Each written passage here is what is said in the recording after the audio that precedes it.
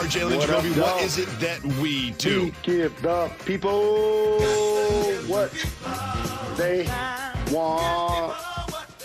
Miles Turner of the Indiana Pacers will be joining us shortly. You're not going to want to miss that, but we start with the Celtics-Nuggets game. Got really interesting yesterday. It was a complete collapse by the Nuggets, who gave up a big lead to lose it down the stretch. What did you think about the Celtics' performance, Mr. Rose?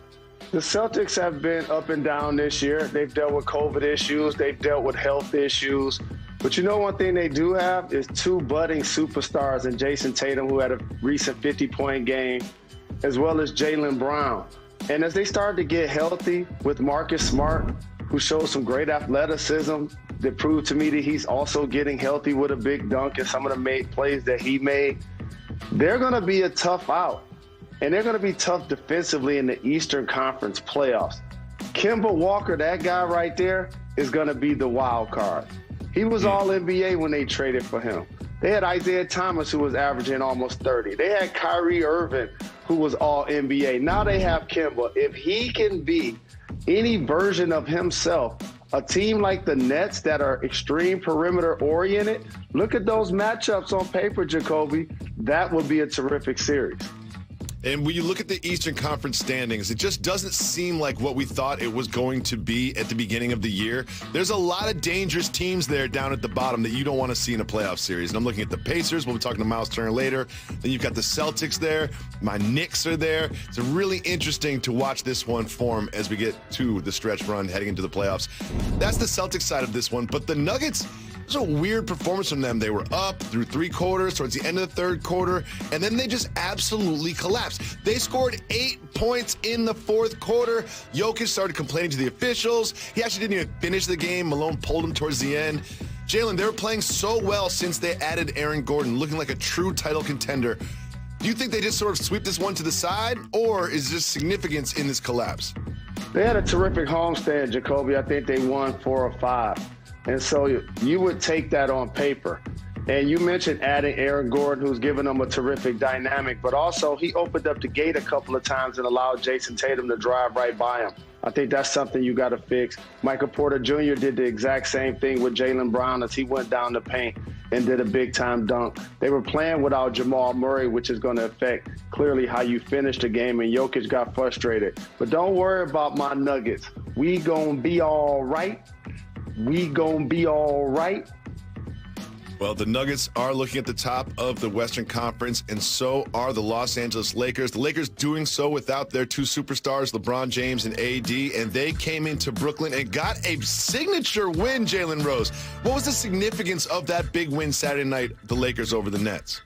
There's a lot of currency that came away from the Lakers' win.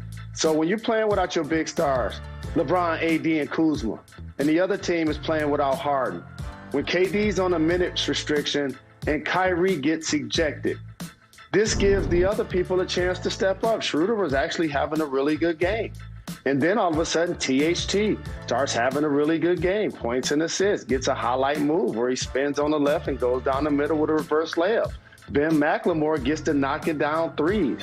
And then now all of a sudden, your role players feel confident about their games. And Andre Drummond proves one of the things that I worry when everybody talks about the Nets, including me. They have KD. So when I get confused, I say KD's going to win the East. But I can't ignore the fact that they're going to struggle to guard against Joel Embiid, Giannis, and Lopez in the Eastern Conference in the paint. Andre Drummond was just physically having his way. That's something that they're going to have to shore up. Late in the game, it's going to be the big three, Joe Harris, and I believe Jeff Green, which means they're not going to be as tall, as physical as some of the teams that they're opposing in their conference.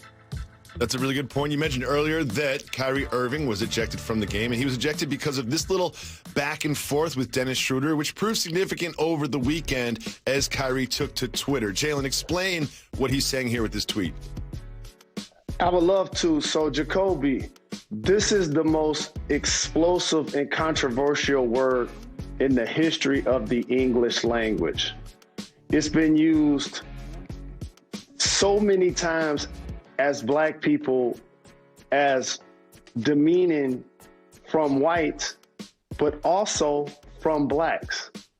And as the word has continued to evolve in society, and as we have this show, we take pride in retiring certain words and terms. The N-word, though I don't use it, is not something that I'm going to ask my people to retire. It's just something that has become almost like a curse word, which I also don't do. Now, we had Chuck D on this show, and he said something very profound that I actually agree with as someone that doesn't curse or use the N-word. He called it an STD, a slavery transmitted disease. And why did I stop using it? Because you're my brother that doesn't look like me, and it might make me uncomfortable. It might make it uncomfortable for me to call you that, call one of our other friends that, but then not expect you to be able to say it. So that was my reasoning for not using the word. However, it's a term of endearment that we use amongst each other that has happened since the beginning of time. I don't ask my people to stop using it to me, just like I don't ask my friends to stop cursing around me. However, in the context of that altercation, that word is something that Kyrie has been hearing since the beginning of time. In every locker room, on every airplane, on every bus, in every huddle, during every game. So based on that level of context, you could say that he overreacted. However, that word is like a curse word, which means it can be used as a term of endearment, but also it can be used as a term of anger. And that's how he took it when Dennis Schroeder said it to him during the game. Well put, Mr. Rose. Always enjoy your perspective on these touchy issues. Moving on to the Masters. The Masters are now in the book. A historic day yesterday as Hideki Matsuyama won the Masters. He didn't just win it, he dominated the Masters. There was like 10 minutes where it seemed like perhaps we would have some competition, but that man, Hideki Matsuyama, the first Japanese golfer from Japan to win a men's major, and he did it at Augusta. Jalen, what is the significance of that win yesterday? It's extremely significant for me because I appreciate how he's putting on for his people. We know over the last year or so, Asians have been dealing with a lot of hate in our country. And so for him to get on that stage, perform the way he performed, it was truly something inspiring. And also now people are projecting what his net worth is going to be moving forward. Those are staggering numbers. I really, really, really enjoyed watching this, but I wanted it to be closer. I thought Schauffele had a shot at the end, but then, of course, my man hit it in the water, and then he hit it into the crowd. And at that point, it was pretty clear that the green jacket was going to go to Hideki Matsuyama. Congratulations to him and the entire country of Japan as they look forward to hosting the Olympics. Moving on to the NFL draft, Jalen, we have some new information about the 49ers. They traded up to the number 3 spot. We all think it's going to be for a quarterback, but at this point, we still don't know which one it's going to be. Fields is going to have another pro day this Wednesday. There are rumors that Mac Jones is headed to the Bay to play for the 49ers. What do you think the 49ers are thinking as they trade up to the number 3 spot? It reminds me of 3-Car Monty when I came to New York City to participate in an all-star game, and all of a sudden I found myself on the streets losing my pocket money. There's a game of musical chairs happening here, and the 49ers know if you pick at 3, you're going to get a quarterback. And it seems that they're comfortable with whatever quarterback they may have to choose because they like the young quarterbacks that are in this draft. For them not to tell us who they're going to pick, it's irrelevant because too many things can happen, obviously, at 2 that we never noticed. That's literally unforeseen. But at 3, they're basically letting us know that they're going to take a quarterback. Yeah, it certainly seems like it's going to go Lawrence to the Jaguars and then Wilson to the Jets, and they'll have their pick between Lance and Fields and Jones. And personally, if they called my phone, I'm going Fields. I'm going Fields, and I think they're going to fly out to that pro day, and we might see Fields go at number 3. But we will have to wait until the NFL draft day to see that. I have great breaking news, though, for Mac Jones. I have excellent breaking news. The only great quarterback that I've ever seen with a body like his is Tom Brady. I'm not going to comment because after the pandemic, he looks a lot better than I do with his shirt off. Moving on to a signature segment of ours, Soft Move or Boss Move.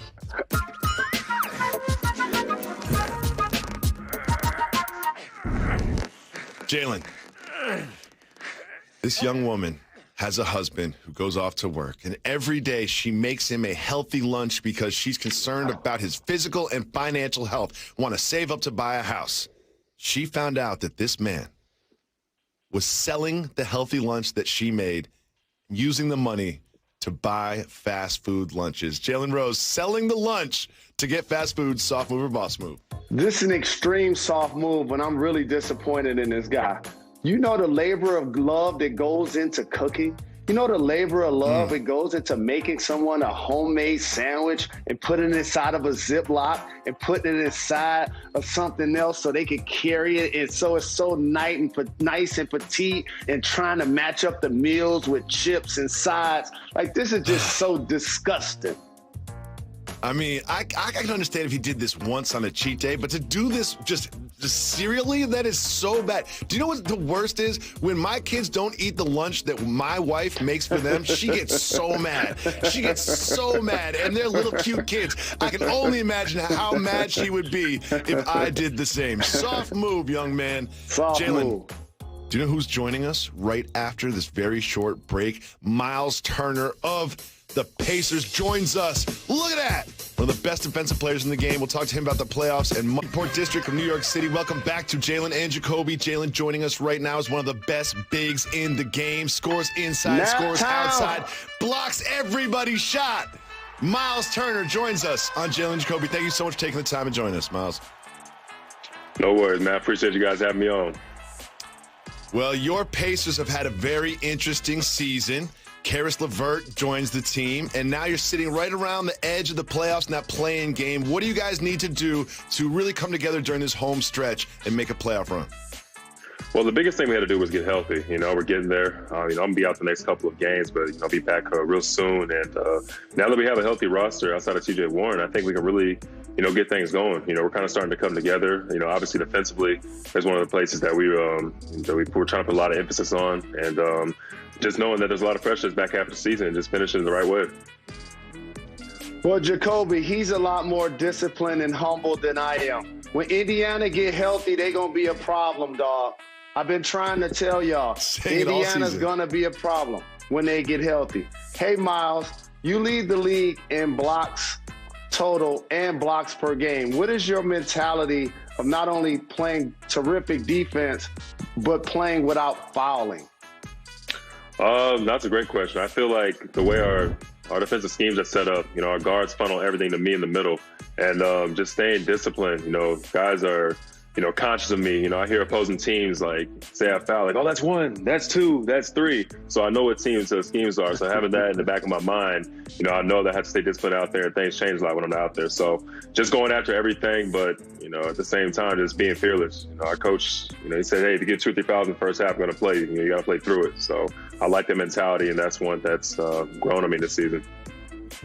One thing I've noticed is while you do lead the league in blocks and blocks per game, when I watch Pacers games, I see a lot of opposing guards just get a little shook when they get in the lane and then try a floater or something off balance to avoid getting their shot blocked. Do you sense that in the opposing teams that you're an intimidating presence in the middle, changing the game? Most definitely. I think teams are wary of me down there. Teams have to change up their whole scheme when I'm out there. I think when I go to the bench or when I'm not playing, that's when teams make it an emphasis to get to the paint. But when I'm out there, they try to switch things up or get me in foul trouble, as Jalen was saying. So I love that, and if anything, it helps our team. Trying to keep the points in the paint low, and just continuing to build who I am. Who I've been for years now. Well, Miles, it works both ways, because as a shot blocker, and you see some of the best in the league, Clint Capella, in particular, got on the wrong side of contesting Miles Bridges. And there were a couple of fantastic dunks in the league last night. So if you don't mind, I would love to show you a couple of these dunks, and you just let us know what you feel like the defender did wrong. And Clint Capella, you're up first. Man, I think that's a case of good defense or better offense. He got outside the charge circle early and jumped, but I think Miles Bridges just, man, when you have that long of a launching pad, there's not much you can do at that point. So you can try and take a charge, you can try and block it, but I think it's just a case of better offense in that case. That's a good point. Now, as we get towards the end of the year, there's so much focus on the MVP, but there's also a very tight competition for Defensive Player of the Year. In your opinion, who is the Defensive Player of the Year in the NBA? That's a loaded question. I think you might know my answer to that. I think I'm Defensive Player of the Year for a number of reasons. I've been blocking shots for years now. I led the league in blocks 2 years ago. I outblocked the entire Cleveland Cavaliers, organization, and didn't get defensive love. So, you can do that and not be Defensive Player of the Year or even make all defensive team. But I do a lot more than that. I take pride in my ability to guard the perimeter, switch on guards, and be able to defend the pick and roll. And, my fourth quarter defense, another thing I take a lot of pride in as well. And I think my impact is just something that's just heard loudly around this league. Like I said, when I'm not out there on the floor, it's glaring. And when I am, things change a lot. So, defense goes beyond just blocking shots. I've grown in a lot of areas in my game, and I've shown what I can do, and I'm going to continue to show what I can do down the stretch. And that's going to be the key, Jacoby. As the Pacers go down the stretch and they make the run that I'm thinking that they're going to run, people are going to talk more about Miles, and rightfully so, being Defensive Player of the Year. Who was your mentor, somebody you looked at as a defensive player that you wanted to emulate? There was a couple of guys. When I was growing up, I loved watching KG. Ben Wallace, another one, in those Detroit days. But when I got to the league, I actually had Jan Mahimi as one of my vets, and George Hill. Those are two defensive-minded players that, they really just, I guess their mentality is something that translated to me. I also had an assistant coach. He's now at the 76ers. His name is Dan Burke. He's someone who really changed my defensive philosophy coming to the league. I came in the league, I was just like, oh, blah, blah, block this shot, block this, block that. But he's the one who really talked about positioning and then being that traffic cop, if you will, just anchoring the defense. So I've had quite a few guys, but over my tenure, but over the past years, just learning, that's been the biggest thing for me. As a big man in the NBA, you have to guard some of the most dynamic players on the floor, especially when you look in your own conference with Joel Embiid, and you've got Jokic in the Western Conference. Who is the hardest big man in the league to cover? Well, as of right now, there's obvious guys out there. Embiid is someone who brings it night in, night out. It's someone that you can't just, you can't take a night off. So he's one of the ones, you said it, Jokic is another one that is real crafty. This is a funny one. It's Robin Lopez. He's one of the toughest guys I've ever had to guard in the post because of his angles, bro. The angles he releases the ball. He doesn't play as much as he has in the past. But when I was coming to the league, that was something right there that I just couldn't figure out. And I'll give him the nod on that as well. Thank you so much for taking the time to join us. As always, we appreciate you. You're welcome to come back anytime. Jalen's been talking about your Pacers all. It's an honor to be on your guys' show, man. What's up, teammate? It's been too long. Oh, the great Jalen Rose. Thank y'all guys for having me on the show, man. I'm in the group text. Y'all didn't know it, huh? Yo, I got 7 Knick jerseys on. I usually watch y'all while I'm on my elliptical. Today I'm there hanging out with y'all. Bong bong. Thank you, brothers. You with the wrong guys. It's all good though. I guess you'll learn your lesson, right? Yo, I be watching y'all every day. Y'all so crazy, man. Welcome back to Jalen and Jacoby. A look back at some of the guests we've had in the show. I want to thank Miles Turner for coming through. You can check exclusive with Mr. Turner on our podcast. Jalen, we have some news. Eddie George has been named the head coach at Tennessee State. What is the significance of that for you? Shout out to our project, Pat Gunther. That was dope. I'm happy for Eddie George. And we know Michigan and Ohio State have a fierce rivalry, except the last 20 years they've owned us in football. But I actually have a soft spot for a lot of people that represent the Buckeyes. That's my brother right there. I'm going to reach out to him to get him on the show to come talk about it. He's going to do a great job. Jalen, the world of hip-hop lost one of the most important members, and that is DMX, who passed.